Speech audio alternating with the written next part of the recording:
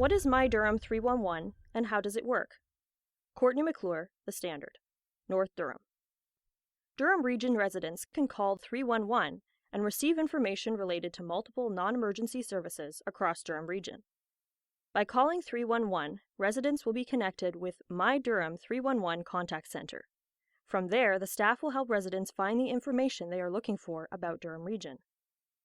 If you are outside the Durham Region boundary, you can call the toll-free number at 1-800-372-1102. Customers can call the 311 Contact Center using their cell phone, but not their office phone. This is because some organizations and businesses have routing systems which have to be configured to allow 311 dialings. To enable this, someone needs to call an organization's telecommunications administrator and request the allowance of 311 dialings. One of the benefits of calling 311 is there is no need to know what division, department within the region of Durham, or the phone number which provides a certain service. myDurham's 311 operates 5 days a week, Monday to Friday, from 8 a.m. to 5 p.m. If there are difficulties reaching myDurham 311, residents can file a 311 e-form, which can be found on the Region of Durham's myDurham 311 information page. Please keep in mind myDurham 311 is for information regarding non-emergency services throughout Durham Region. This means 311 does not provide police services. If anyone is in need of police services, please contact the Durham Regional Police at 905-579-1520 or contact them toll-free at 1-888-579-1520. For further information about myDurham 311, please visit the Region of Durham website to learn more. 25th Annual Port Perry Winter Antique and Nostalgia Show. Marilyn Pierce, show convener, Lake Scugog Historical Society, Scugog. On February 4th and 5th, 2023, the Port Perry Winter Antique and Nostalgia Show will celebrate its 25th anniversary. It has been 2 years and many postponements since our last winter show, and the Lake Scugog Historical Society is pleased to announce the 25th annual fundraiser will proceed. The show is always a welcome event and surely helps cope with the cabin fever we all feel by this time of year. As we have for many years, the show will welcome over 25 quality dealers from across Ontario. This year, we'll see some new vendors added to the show, as well as many of your usual favorites, but we guarantee the show will continue to offer quality antiques and nostalgic items for all ages, all collectors, and all budgets. Year after year, this show has featured an eclectic mix of antiques, nostalgic treasures, and vintage items.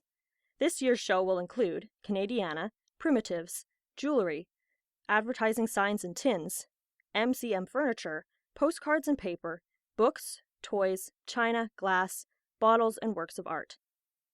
Walking through the doors of the annual Port Perry Antique and Nostalgia Show, you soon realize how popular this event has become for young and old. An added feature to the 2023 show will be our historical exhibit of Caesarea Scugog's cottage community. This exhibit was first presented last summer at the Beacon Marina, but LSHS has had many requests to bring it back so those who missed it in the summer can still view it. Historic maps of the area, storyboards, and photos will be on display, and local historians will help answer any questions you may have. Local author Paul Arculus will also have his numerous books available for sale, and will be available for signing and sharing stories. The show is open February 4th and 5th from 10 a.m. to 4 p.m. Admission is $5 and good for both days. The site is fully accessible and light snacks are available. All proceeds from this event will support the projects of the Lake Scugog Historical Society. For more information, please contact us at lakescugoghistoricalsociety@gmail.com or by phone at 905-985-9250. Regular updates will be posted on our LSHS Facebook page. Pandemic recovery and response to be a key focus for Kawartha Lakes Council. Dan Kearns, The Standard. Kawartha Lakes. The City of Kawartha Lakes will continue to focus on community pandemic recovery moving forward. At a budget meeting on Tuesday, January 17th, CAO Ron Taylor discussed COVID-19 pandemic initiatives as part of his presentation to Council. Continued support, whether it's economic or community supports, and how things progress in a post-pandemic state, I think, is going to be the main focus of Council, the CAO told councillors. He also stated councillors would have to decide how city services are run. What are the new service expectations coming out of the pandemic? What did we learn? What did we do during the last 2.5 years? Some of those practices should remain. Others may need to go back to pre-pandemic levels or practices. The CAO said a proactive pandemic response is ongoing, and the city is constantly internally still responding to things related to the pandemic. We're going to continue to maintain our strong local health partnerships we've established pre-pandemic, which we really leaned on during the pandemic. We're going to keep looking at local conditions because things can change, as you can appreciate. And we want to do that while still managing public demand and public expectations, Mr. Taylor said. The CAO mentioned investing in our downtowns, Council advocating to the province and federal government for relief funding, and investments in local health care as ways this new council can support the community. Ontario looking to introduce new legislation aimed at attracting healthcare workers from across Canada.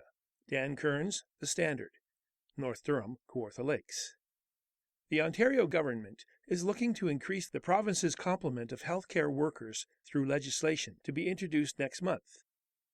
At a press conference on Thursday, January 19th, Premier Doug Ford and Health Minister Sylvia Jones announced their government will introduce legislation in February which will allow Canadian healthcare workers who are already registered or licensed in another Canadian jurisdiction to practice in Ontario immediately, without having to first register with one of Ontario's health regulatory colleges. Currently, to practice in Ontario, a healthcare worker would have to first register with one of the active health regulatory colleges in the province. An Ontario government press release added, the legislation will also allow healthcare professionals including nurses, paramedics, respiratory therapists, and others to work outside of their regular responsibilities or settings, as long as they have the knowledge, skill, and judgment to do so. To nurses, doctors, and healthcare workers across Canada, if you've been thinking of making Ontario your new home, now's the time to make that happen, Premier Ford stated at the press conference. The Premier was asked at the press conference if these legislative changes will also be met with funding to incentivize the attraction of healthcare workers to the province.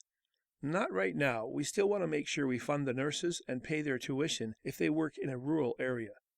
I'd love to do that with doctors too, but I also want to take a look at the foreign students who are coming here to study at medical schools and taking spots from our young people here, who are going to the Caribbean or over to Ireland to get their medical degree. I have no problem with students coming here and studying and becoming a doctor as long as they stay here. I don't want them taking a spot from a young Ontario student, learning here, being subsidized to a certain degree, and then flying back to their country, Premier Ford responded. Welcome to You've Got to Be Kidding, a podcast that offers a different perspective of life around us. Listen now to author Jonathan Van Bilsen. Quite often, we pick up newspapers, magazines, or turn on the television, hear about scammers taking advantage of seniors, how they were duped out of their fortunes, how they gullibly stepped into a fraud, or how they were maliciously swindled. I think it's time to set the record straight, because the message I keep hearing is that seniors are naive and very technologically challenged. This is about as far from the truth as anything can be.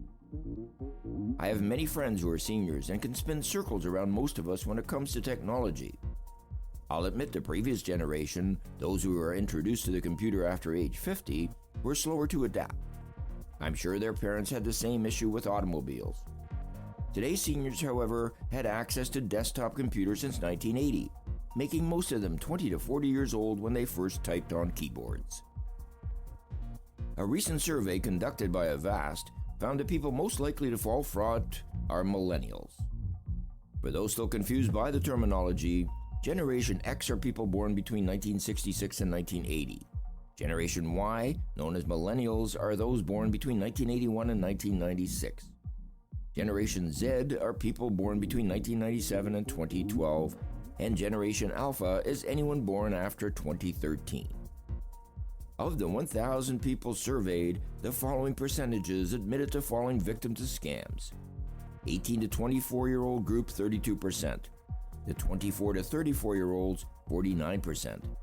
35 to 44-year-olds, 41%. 45 to 54-year-olds, 33%. And those over 55, our so-called seniors, came in at a mere 24%. Surprised? I sure was. The reason, however, makes sense. Millennials are raised on technology from the moment their parents received CD-ROMs in the mail to being glued to phones. They're consequently more technically sloppy and fail to read everything thoroughly, hence falling victim to scammers. Regardless of your age, if you've been a victim of a scam, remember, the scammer's job is literally to scam you. They spend the same, if not more time on their objective as you spend at your job. Their goals are to constantly come up with new ways to trick you into handing over your hard-earned dollars. The targets are everyone, not just seniors. In fact, the over 55 crowd is the least to be scammed by the technical predators. I'll sign off now as I have to respond to an email from Nigeria where someone has left me $4 million. I'm Jonathan Van Bilsen, and this is You've Got to Be Kidding. This podcast is presented by X4 Media with permission from the Standard Media Group. We endeavor to make all information contained within this program as accurate as possible at production time. X4 Media and the Standard Media Group are not responsible for any liabilities resulting from information contained in this program. For more information, please visit x4media.ca.